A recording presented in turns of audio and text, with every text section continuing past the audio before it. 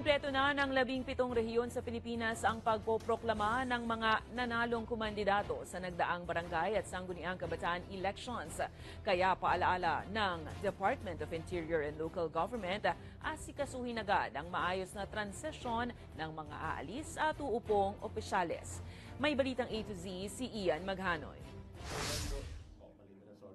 Formal nang isinara ng Commission on Elections ngayong araw ang kabuuan ng nagdaang BSKE nitong Lunes. 100% na kasing naiproklama lahat ng mga kandidatong nanalo sa 42,001 barangay sa 17 rehiyon ng buong kapuluan.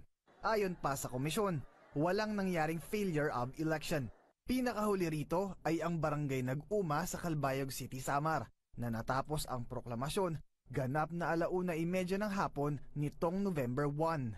Naantala kasi ito nang magpaulan ng bala ang 5 armadong individual mula sa grupong Wahingon Criminal Group laban sa mga Board of Election Inspectors.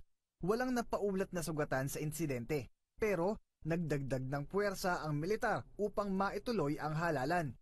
Sa kabuuan, hindi bababa sa 29 na kaso ng election-related violence ang naitala sa nagdaang halalan. 19 rito ang nasawi habang 19 din ang sugatan.